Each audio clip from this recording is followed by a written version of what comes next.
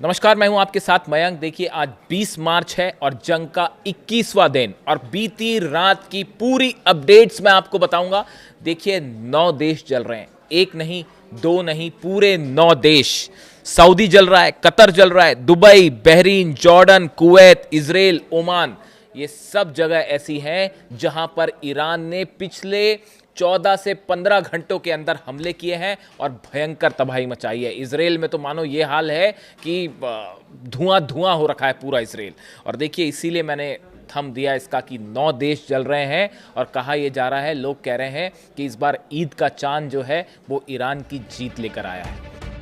देखिए, कल Benjamin Netanyahu ने इजराइल में प्रेस कॉन्फ्रेंस की और उन्होंने खुले तौर पर कहा कि ईरान की मिसाइल्स बेहद खतरनाक हैं और उन्होंने एक प्रकार से ईरान की मिसाइल्स का लोहा मान लिया। उन्होंने ये भी कहा कि डोनाल्ड ट्रंप ने उनकी बातों में आकर ईरान पर हमला नहीं किया, बल्कि ये डोनाल्ड ट्रंप का और अमेरिका का खुद का फैसला था। उसी तरह एक प्रेस कॉन्फ्रेंस में डोनाल्ड ट्रंप ने ये बात कही कि जिस तरह से ईरान ने 10 देशों पर हमला किया, उसे देखकर वो भी हैरान है, अमेरिका भी हैरान है। यानी एक प्रकार से ये कहा जा रहा है कि डोनाल्ड ट्रंप और नेतन्याहू ने एक प्रकार से सरेंडर कर दिया है और ये ईरान की बहुत बड़ी जीत है। देखिए, मैं आपको डिटेल बताऊंगा। जिस तरह से कल हमले देखे आपने, ऑयल फील्ड्स पर हमले हुए, ईरान की मिसाइल्स गिरी हैं सऊदी पे, कतर पे और बहरीन में, सब जगह ऑयल फील्ड्स में आग लग गई है। अगर हम यूएई की बात करें, मैं आपको एक शॉर्ट अपडेट देना चाह रहा हूं कि पिछले 12 घंटों के अंदर, यानी आप देखें 19 तारीख की दोपहर से लेके आज 20 मार्च की सुबह तक अगर हम बात करें तो कितने अटैक्स हुए हैं। देखिए, यूएई में 13 मिसाइल्स गिरी हैं, कतर में 14 मिसाइल्स गिरी हैं, बहरीन में अमेरिकी बेस पर फिर हमला हुआ है और 5th फ्लीट के ऊपर फिर से मिसाइल मारी गई है। यानी बहरीन में तो जो नेवी का 5th फ्लीट है उसका तो हाल बेहाल है, वो संभलते हैं, इसके पहले अगला हमला हो जाता है। यूएई में जुबैल सैमरेफ रिफाइनरी पूरी तरह से तबाह कर दी गई है, उसमें आग लगी हुई है। सर्विलांस टावर यूएई में, उस पर हमला हुआ है। फुजेरा पोर्ट जल रहा है, वो आपने तस्वीरें देखी जिस तरह से ऑयल टैंकर्स में आग लगी है। इसके अलावा कुवैत की तेल रिफाइनरी पर एक बार फिर से हमला हुआ है। कतर का हाल आपको ही पता है, रास लफान एलएनजी पर 14 मिसाइलें गिरी हैं। जो कल तस्वीरें आ रही थी और आपने कल जो खबरें देखी कि कतर में जो है रास लफान एलएनजी जो स्टेशन है वहां पर हमले हुए हैं, अब उसके नंबर सामने आए हैं। उसके ऊपर 14 मिसाइल्स हिट की गई और उसके बाद वो भयंकर आग लगी है और उसका बड़ा हिस्सा जो है वो तबाह हुआ है।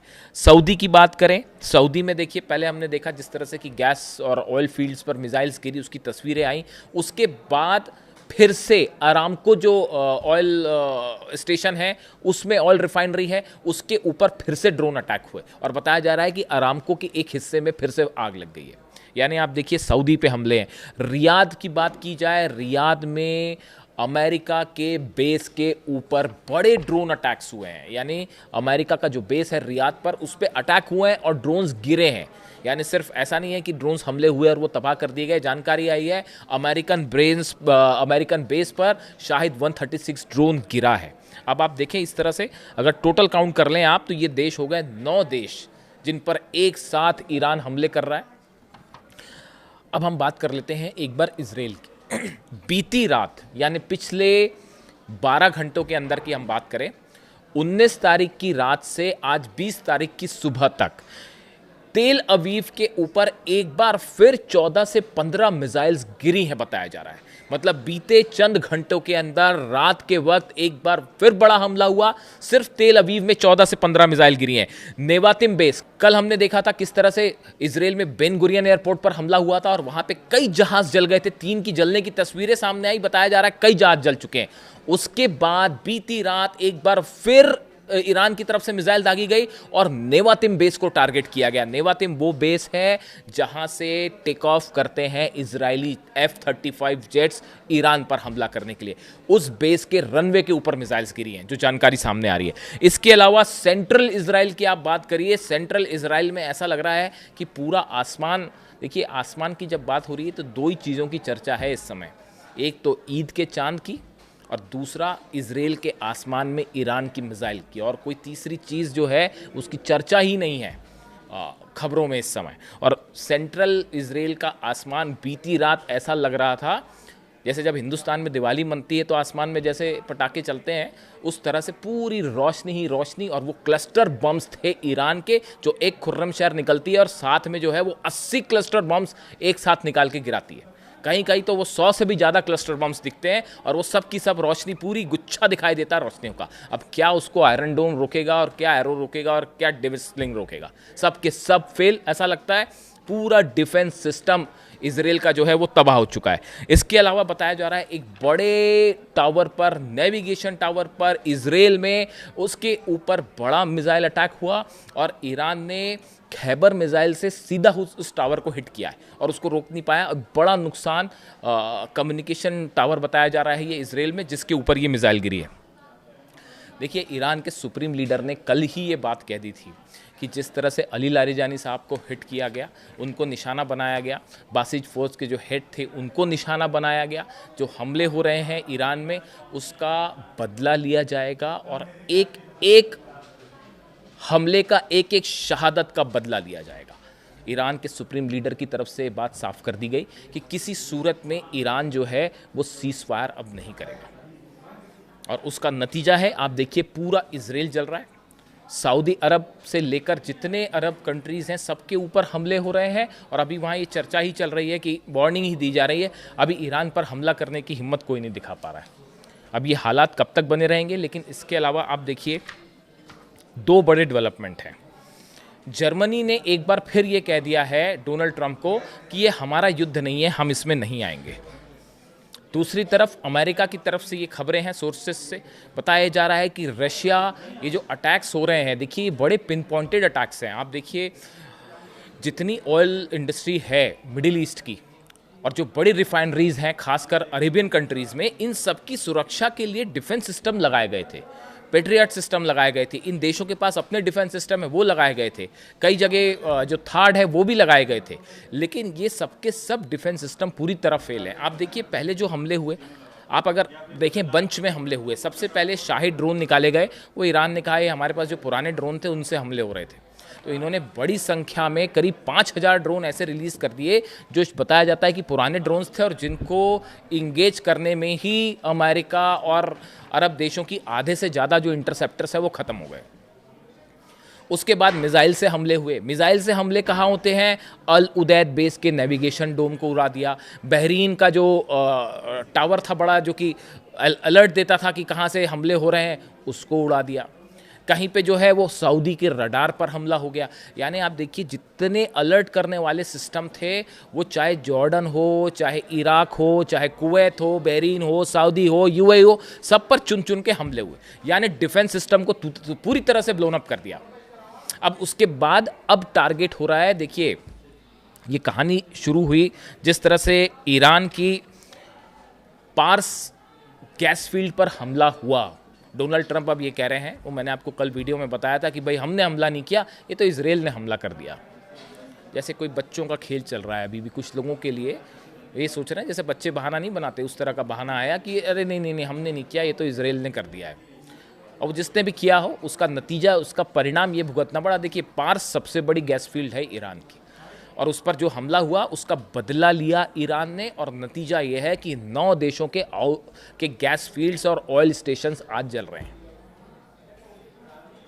उसका नतीजा ये था कि 9 देशों में एक साथ जो है वो आग लगी हुई है, वो धधक रहे हैं। अब इसके अलावा देखिए, एक बड़ी खबर ये है, 2 खबरें हैं बेहद अहम। एक तो हॉर्मूज़ में, देखिए ये सब खबरों में आपने सुना होगा इस तरह से कि सऊदी और यूएई, बहरीन, कतर, कुवैत, यहाँ पे हमले हो रहे हैं। तो खबरों में ये बड़ा हिस्सा इसको कवर कर रहा है, अलग अलग प्लेटफॉर्म्स पे आपने देखा होगा। लेकिन इसके बीच में हॉर्मूज़ में भयंकर जंग चल रही है, भयंकर जंग चल रही है। और देखिए, जिस तरह से अमेरिका की तरफ से हमले ये हुए हैं पिछले कुछ चंद घंटों की बात कर रहा हूँ मैं आपको फिर रिपीट कर रहा हूँ तारीख। आज 20 तारीख है, 20 तारीख की सुबह मैं वीडियो बना रहा हूँ। 19 तारीख को की रात को और 19 की शाम को अमेरिका की तरफ से 2-3 बहुत बड़े हमले हुए हैं हॉर्मूज़ में। देखिए, जिस तरह से केशम, मैंने आपको बताया था, केशम जो आइलैंड है उस ऊपर बड़ा निशाना हो रहा है। उसके अलावा खार्क को एक बार फिर निशाना बनाया जा रहा है और यहाँ पर अमेरिका की तरफ से 2000 किलो से लेकर 5000 किलो तक के बॉम्ब्स ड्रॉप किए गए हैं। कि जो ईरान के हमले हो रहे हैं, इससे एक ऐसा मैसेज जा रहा है, मान लो ईरान जो है वो भारी पड़ गया है अमेरिका पे, इजराइल पर और 9 देशों पर। इसीलिए मैंने ये बात कही थी कि ईद का चांद जो है, ऐसा लग रहा है कि वो तो ईरान की जीत ले आया है। बहुत से लोग ये कह रहे हैं, मुझसे कहा कई लोगों ने कि इस बार जो ईद का चांद जब भी आप देखें या उसकी चर्चा भी करें या ईद की बात करें तो ये ईद जो है ईरान की जीत लेकर आई है। इस तरह की लोग बात कर रहे हैं। अमेरिका में जिस तरह से वो सस्पिशियस ड्रोन दिखाई दिए गए, उसके बाद पूरे अमेरिका में पैनिक कि भाई कैसे अंदर आ गए, ड्रोन कहाँ से आ गए, और 2 मंत्रियों के सिर पर घूम के चले गए वो भी एक अपने आप में बड़ी हैरान करने वाली बात है। लेकिन इस बीच में देखिए, जहाँ हॉर्मूज़ की बात है, हॉर्मूज़ में बड़ी सारी टनल्स हैं ईरान की जो कि समंदर के नीचे हैं। कई सारी मिसाइल सिटीज़ हैं। मैंने आपको पहले बताया था हॉर्मूज़ में ट्रम्प का प्लान बड़ा साफ है कि पहले एंट्री और एग्ज़िट पॉइंट्स पर हमले हों, उसके बाद जो पहले जितनी टनल्स हैं, हथियारों के अड्डे हैं, उनको तबाह किया जाए, फिर एंट्री और एग्ज़िट पॉइंट पर हमले किए जाएं, फिर उसके बाद ट्रिपोली वहाँ बस पहुँचने वाला है। जो नया जहाज़ आ रहा है जापान से, वो 2 तो निकल लिए, अब्राहम लिंकन भी निकल लिया है और जेरल्ड आर फोर्ड भी जो है उसमें तो आग ही लग गई है। और अब बात कन्फर्म हो गई है कि ईरान ने हिट कर दिया उसको, और वो जो है ग्रीस पहुंच गया है। वो आप आग ही नहीं बुझ पा रही उसमें, पता नहीं कितने दिन पहले हिट हुआ था, वो उसमें आग ही नहीं पूछ पा रही है। तो वो जो है वो अपना अलग, ये 2 जहाज पीछे हो गए हैं। INS USS ट्रिपोली का इंतजार है, जिसमें मरीन्स है 2000, वो आके वहाँ पे लैंड करेंगे या कैसे प्लान होगा वो पता नहीं, वो शायद अमेरिका और ट्रंप जाने कैसे प्लान होगा। लेकिन इस बीच में हैवी बम्बार्डमेंट हो रहा है, जैसा कि कल बयान आया, पीट हेग्सेथ का बयान, रक्षा मंत्री का बयान आया कि बड़े हमले हो रहे हैं ईरान पर, और वो वाकई हो भी रहे हैं। लेकिन इस बीच ईरान की तरफ से भी एक बड़ा दावा किया गया है कि हॉर्मूज़ में जो स्ट्रैटेजिक पोजीशन पर हमले किए गए अमेरिका के द्वारा, बंकर बस्टर बम्स पे इसके ज़रिए जो हमले हुए हैं, उसमें ईरान की मिसाइल सिटीज़ को कोई खासा नुकसान नहीं हुआ है। मैं सिर्फ हॉर्मूज़ की बात कर रहा हूँ। ये ईरान के सोर्स से खबर आई है कि अमेरिका ने जो बंकर बस्टर्स बम गिराए, खासकर हॉर्मूज़ के आसपास समंदर के नीचे जो मिसाइल सिटीज़ हैं उस पर कोई खास नुकसान नहीं हुआ है। और ये बड़ा सेटबैक है अमेरिका के लिए।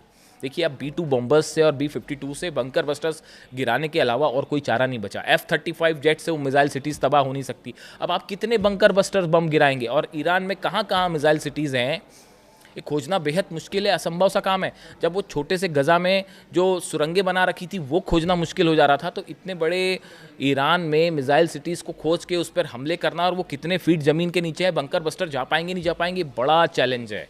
इस बीच डोनाल्ड ट्रंप को एक बार फिर एडवाइस की गई है कि अगर आप वहाँ सोल्जर्स भेजते हैं तो बड़ी कैजुअलिटी के लिए तैयार रहिए। करीब 6 से, देखिए टोटल सेना तो 10 लाख से ज़्यादा है ईरान की, जो इस मोड में है कि तुरंत हमला करें। लेकिन बताया जा रहा है कि ईरान ने 6 लाख सोल्जर्स को इस पोजीशन में रखा है कि किसी तरह का भी ग्राउंड ऑपरेशन होगा उसकी भी एक बड़ी तैयारी कर ली गई है कि अमेरिका की अगर ग्राउंड फोर्सेस आती हैं और किसी तरह के मरीन्स उतरते हैं तो उनको कैसे घेरना है, उन पर कैसे हमले करना है, बड़ा प्लान तैयार है इसका। और इसी तरह की कोई भी कोशिश एक ऐसी जंग छेड़ेगी जो शायद इतिहास में पहली बार देखने को मिलेगी, खास तौर पर मिडिल ईस्ट में। इसके अलावा देखिए, बुशर पर हमले हुए हैं, जिसमें ये भी दावे हो रहे हैं कि वहाँ पर कुछ रशियन साइंटिस्ट भी मौजूद थे। अब इसके बारे में अभी रशिया की तरफ से क्या कहा जाता है उसका इंतज़ार है। बुशर न्यूक्लियर प्लांट है जो कि रूस की मदद से चलता है, उसके ऊपर हमले हुए हैं। ऐसा दावा है कि उसमें कुछ रशियन साइंटिस्ट भी मौजूद थे। उनकी क्या स्थिति है इस बारे में अभी कोई बयान नहीं है। इसके अलावा आप देखें कि चीन जो है, एक बड़ी इसमें डेवलपमेंट ये भी है, जिस तरह से खबरें आई कि चीन जो है वो उसको कहा गया है कि किसी तरह से आप ईरान को रोकिए। अब इसमें चीन का क्या कंट्रीब्यूशन है, पर्दे के पीछे बहुत सारी चीज़ें हो रही हैं। कई देश बातचीत कर रहे हैं, 9 देशों की बात ईरान ने ठुकरा दी है, सिरे से खारिज कर दिया है। अमेरिका इजराइल की तो बात सुनने का सवाल ही नहीं है। अब उसके बाद ऐसा कहा जाता है कि ये जो तेल के दाम आसमान छू रहे हैं, वो उनको कैसे कंट्रोल किया जाए, इकॉनमी पर को कैसे, हालात पर नियंत्रण कैसे लाया जाए, इसके लिए चीन से कोशिशें हो रही हैं कि किसी तरह से ईरान को रोका जाए। लेकिन फिलहाल ईरान के सुप्रीम लीडर ने, जुम्मा है आज, साफ कर दिया है, जुम्मे पर मैसेज साफ कर दिया है कि किसी सूरत में जो है ईरान सीज़फायर नहीं करेगा और जंग नहीं रुकेगी। लेकिन इस पूरे हालात के बीच में चीन बड़ी जो है बारीकी से ये भी देख रहा है कि अमेरिका की कहाँ कहाँ कमजोरियाँ हैं। कहाँ कहाँ अमेरिका की फोर्सेस फेल हो रही हैं, कैसे उनके डिफेंस सिस्टम तबाह हो रहे हैं, कैसे फाइटर जेट्स पे हमले हो रहे हैं लेकिन वो ईरान का कुछ खास नहीं बिगाड़ पा रहे। हमले हो रहे हैं, तबाही हो रही है, लेकिन सत्ता परिवर्तन नहीं हो पा रहा। अब आगे ट्रंप क्या करेंगे? देखिए, चाइना इसको बड़े माइन्यूटली फॉलो कर रहा है। बड़ी वजह यह है कि कल को वो ताइवान पर हमला करता है तो ये देखना है कि अमेरिका की गलत लूप होल्स कहाँ है और कैसे उसका फ़ायदा उठाया जाए। वो चीन की एक अलग प्लानिंग चल रही है और अमेरिका के कुछ सेनेटर बार बार ये कह रहे हैं कि अगर चीन ने कुछ कर दिया तो आपके पास आप ना घर के रहेंगे ना घाट के रहेंगे, कुछ नहीं बचेगा। अब ट्रंप के पास ऑप्शन क्या है? हवाई हमले जारी रखें, वो तो चल रहे हैं, उससे सत्ता परिवर्तन होगा? नहीं होगा। ग्राउंड ऑपरेशन करें, भयंकर कैजुअलिटी होगी अमेरिकन सोल्जर्स की। 6 लाख सैनिक एकदम कफन बांध के तैयार खड़े हैं ईरान के वेलकम करने के लिए। आप आइए, फिर क्या होगा? ग्राउंड ऑपरेशन खतरे में। तीसरी ऑप्शन जिसकी बड़ी चर्चा है कि हो सकता है जल्दी ही डोनाल्ड ट्रंप ये अनाउंसमेंट कर दें कि भाई अब बस बहुत हुआ, बहुत हमारी जीत हो गई, अब हमने बड़ा नुकसान पहुंचा दिया ईरान को, अब हम वापस चले। इसकी सबसे ज़्यादा संभावना लग रही है कि ट्रंप जल्दी ही इस तरह का कुछ अनाउंसमेंट करके अपना ये लाव लश्कर लेके निकल जाए और फंस जाएंगे नेतन्याहू और इजराइल। उनका क्या होगा? उनको कौन बचाएगा? अब वो खुदा ही जाने कि उनका क्या होगा। इसके अलावा आप देखिए 2-3 बड़े डेवलपमेंट। ऑयल प्राइसेस जिस तरह से आगे आसमान छूने लगे हैं, जिस तरह से कमर्शियल ठिकानों पर हमले हो रहे हैं, ऑयल और गैस निशानों पर ठिकानों पर हमले हो रहे हैं, इसने बात साबित कर दी है जो ईरान ने कहा था कि अब ये इकोनॉमिक वॉर होगा। आर्थिक युद्ध छेड़ दिया है ईरान ने। बाकी की जो जंग हो रही थी वो तो हो रही थी और इसकी वजह से मैंने आपको पहले भी बताया था कि अगर आपने इकॉनमी को चोक कर दिया या आपने अमेरिका की गर्दन पकड़ ली। और इस मामले में एक्सपर्ट्स ये बता रहे हैं कि ये आर्थिक जो युद्ध है इस पे ईरान भारी पड़ता दिखाई दे रहा है अमेरिका पे। अब देखना ये है कि अरब देश कैसे रिस्पॉन्स करते हैं, अमेरिका क्या रिस्पॉन्स करता है। और इजराइल का जो हाल हुआ है बीती रात, एक बार फिर उसे देख के लगता है कि इजराइल में एक बार फिर बड़े सवाल उठ रहे हैं। कई बड़े लोगों के जिंदा रहने को लेकर अभी भी सवाल है, नाम आप खुद समझ सकते हैं। वहाँ से जो भी अपडेट होगा मैं आप तक पहुँचाऊँगा। कमेंट करके बताइए वीडियो कैसा लगा। Thank you so much.